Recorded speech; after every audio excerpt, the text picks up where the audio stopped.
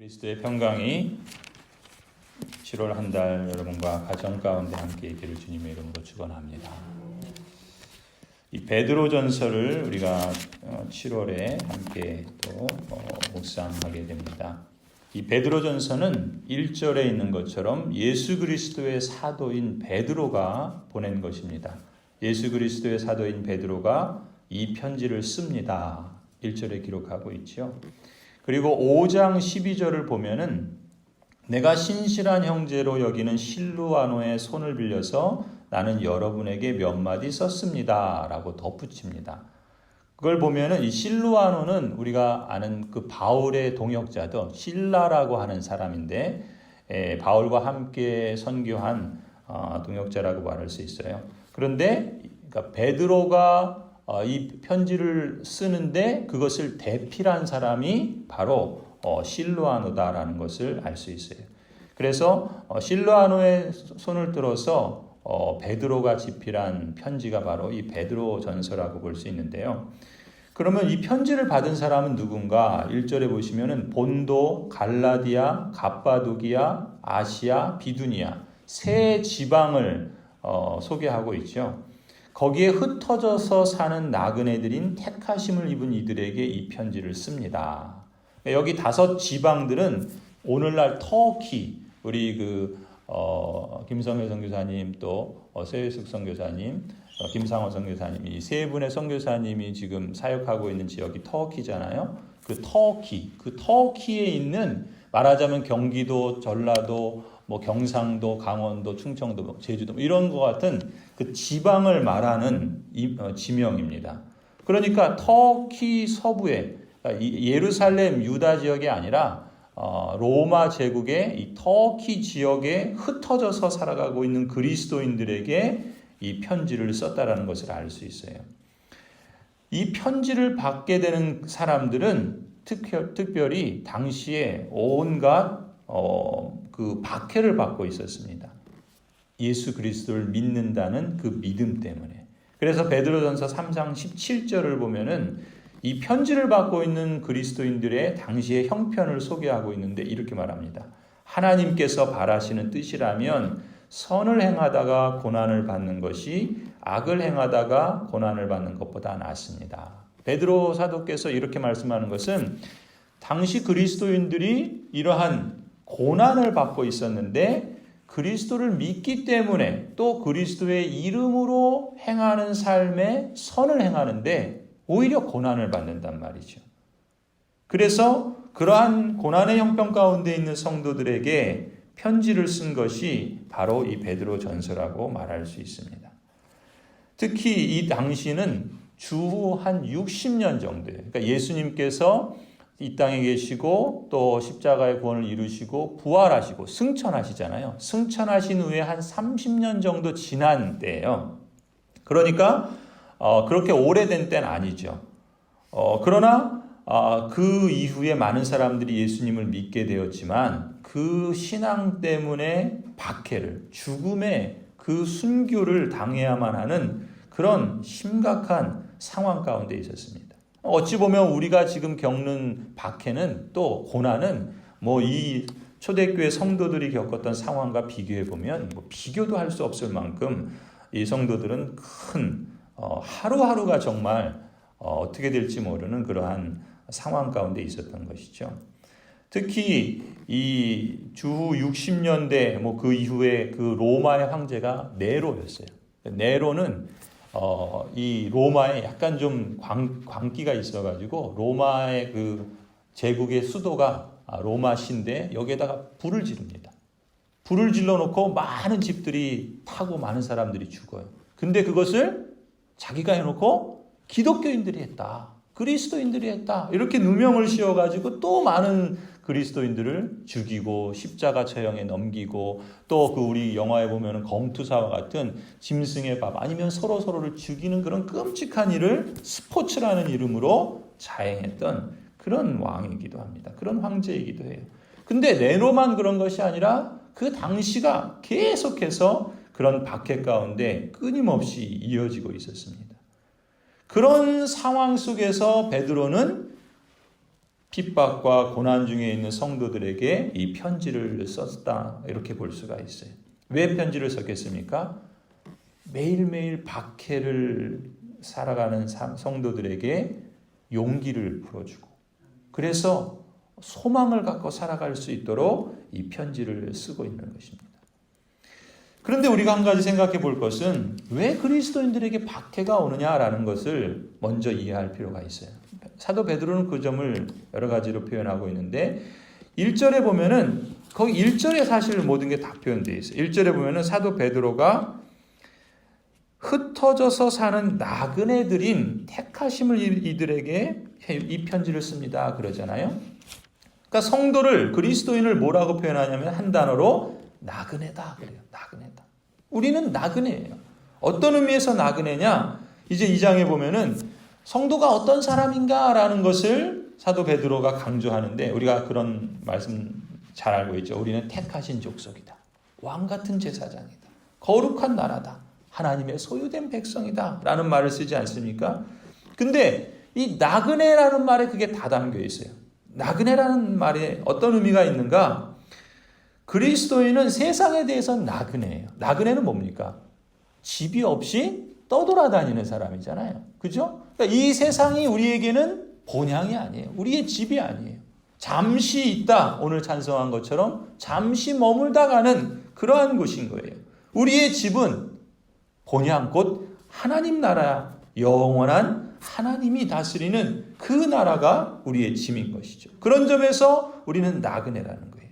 그런데 이것은 네 가지 의미가 있어요. 먼저 민족적으로, 혈통적으로 이 그리스도인들은 대부분 유대인이었고, 또 이제 이방인 중에서 그리스도인이 된 사람도 있는데, 바로 민족적, 혈통적으로 나그네인 거예요. 그래서 택하신 족속인 거예요. 유대인이나 또 예수 그리스도의 피로 택하심을 받아 새롭게 그리스도인이 된 민족적인 나그네. 두 번째는 이 세상이 추구하는 원리나 이 세상이 추구하는 삶의 가치를 따르지 않고 하늘에 속한 가치, 또 영원한 생명을 드러내고 증거하는 가치적인 나그네예요. 그러니까 살아가는 삶의 가치가 다르다는 점에서 나그네예요. 왜냐하면 왕 같은 제사장이기 때문에. 그리고 세 번째는 영역적인 나그네. 무슨 말인가? 살아가는 땅, 밟고 디디고 사는 땅은 로마 제국의 식민지예요. 로마 황제의 통치를 받고 있어요. 그러나 실제적으로 왕은 누구신가? 하늘의 하나님이신 거예요. 실제적으로 살아가는 속한 시민권은 어디에 있는가? 하늘에 있어요. 그러니까 비록 이 땅을 살아가고 있지만 하늘에 속한 사람으로 왕이신 하나님의 통치 가운데 살아가는 영역적인 나그네, 곧 거룩한 나라라는 거예요. 그리고 네 번째는 그의 소유된, 하나님의 소유된 백성으로서 디아스포라 나그네예요. 무슨 말인가? 비록 이 유대인들은, 또 이 그리스도인들은 자기 고향과 자기 조국을 떠나서 낯선 땅에서 이민의 삶을 살아가고 있어요.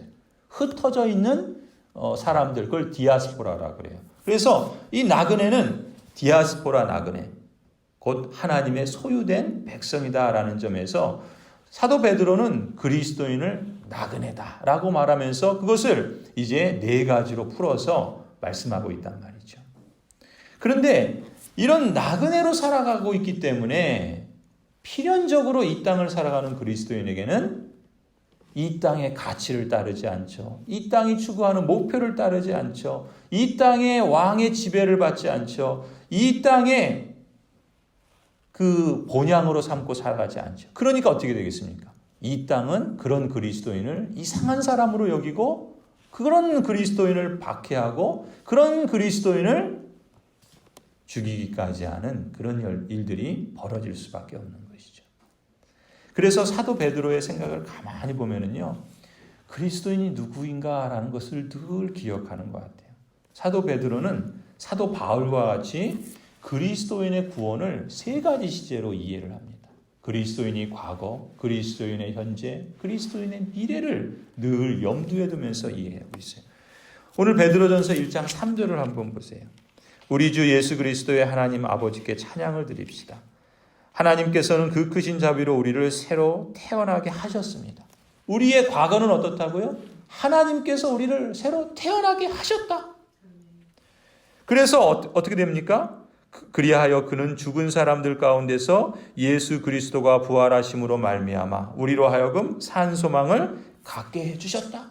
우리의 과거는 어때요? 새로 태어나서 이미 산 소망을 가진 사람들이다. 이 점을 말하고 있어요. 우리의 과거가 어떻다라는 것을 먼저 염두에 두고 이 말씀을 하고 있어요.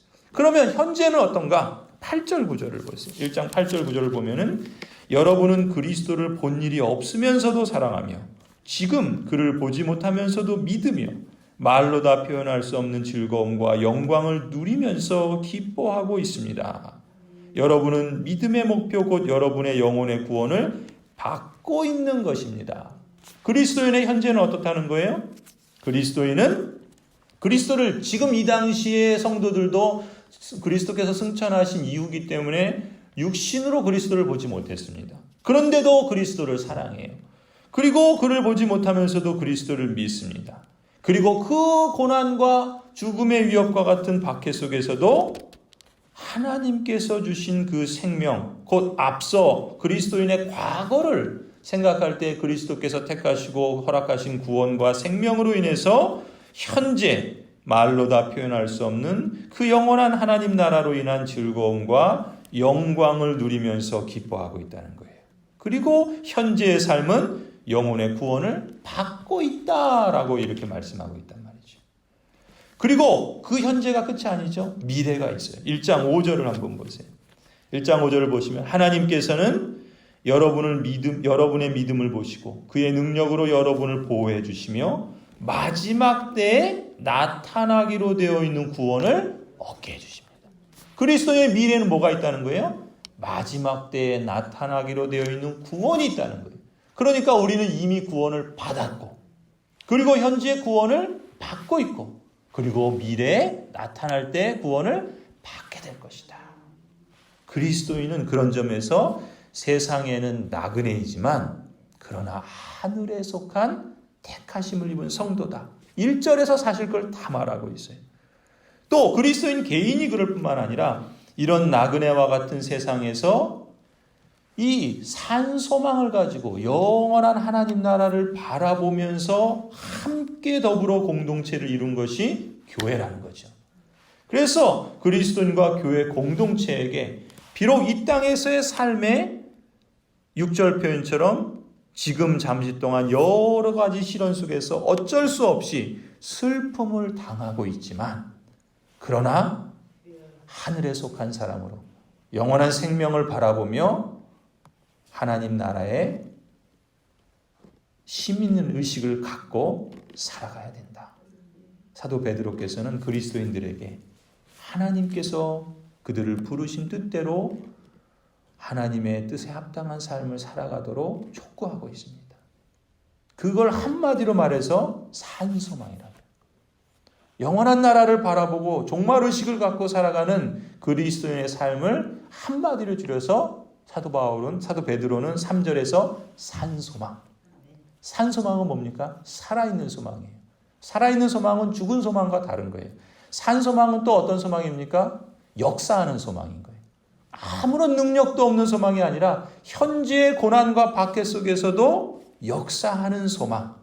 그래서 그 장차 나타날 구원을 바라보면서 지금 주어진 삶이 비록 고통과 고난과 두려움과 위협이 있을지라도 그 속에서 살아있는 소망, 역사하는 소망을 가지고 살아가는 것이 나그네로서 택하심을 입은 성도로서의 삶이다라는 것을 다시 한번 그렇게 권면하며 또 위로하고 있는 것이죠.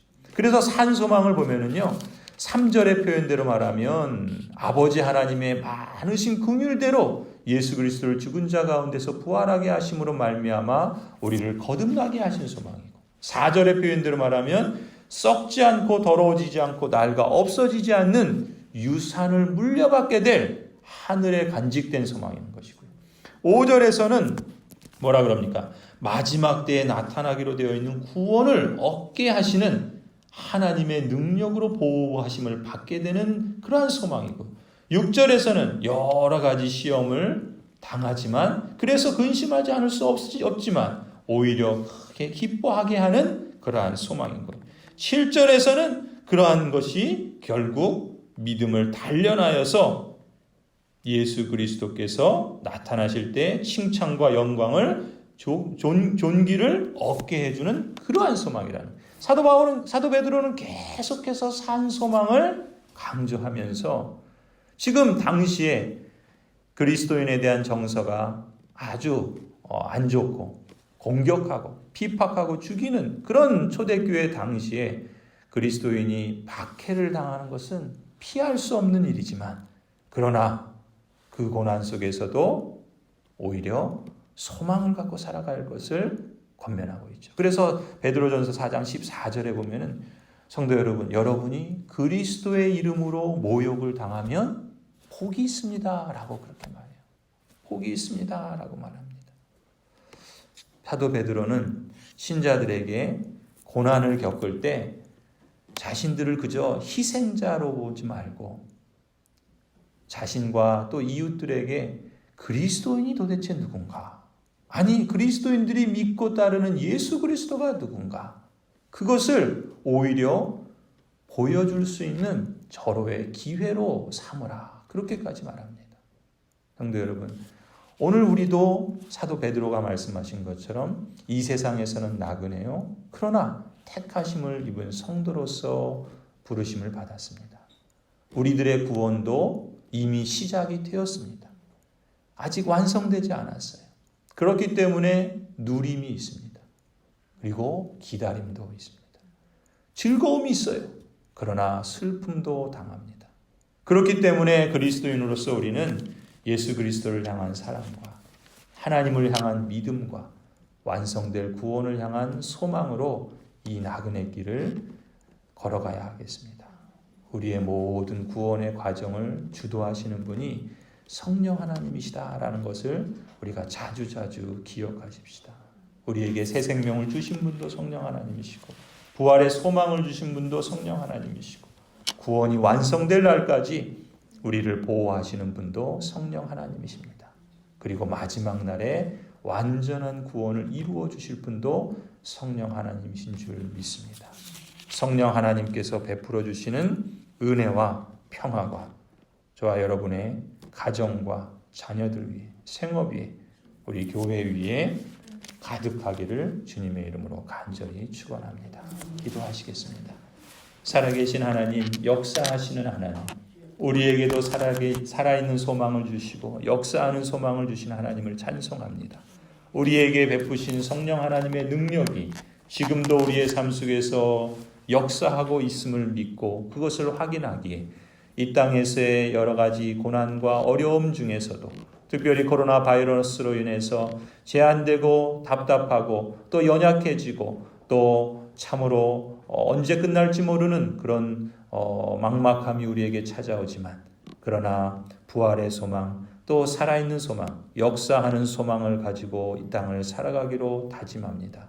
우리의 다짐만이 아니라 성령 하나님께서 친히 우리를 주관하시고 이끌어 주실 것을 믿고 기대합니다. 7월을 시작하며 기도로 시작합니다. 말씀을 의지하고 시작합니다. 우리의 모든 가정들과 이곳에 모인 성도들과 흩어져 살아가는 우리 모든 성도들 위해 하나님의 성령께서 친히 동행하여 주시고 산 소망, 역사하는 소망으로 당당히 믿음으로 고난을 이기며 누리며 감사하며 소망 가운데 살아가는 복된 한 달 되게 하여 주시옵소서. 이제는 우리 주 예수 그리스도의 은혜와 하나님 아버지의 그 무한하신 능력과 성령 하나님이 함께 하시고 지키시고 인도하시고 충만케 하여 주심이 주님께서 택하시고 부르신 모든 언약 백성들, 가정들, 자녀들 위해 생업 위해 우리 고향제일교회 위해 이제로부터 영원토록 함께 있을지어다. 아멘.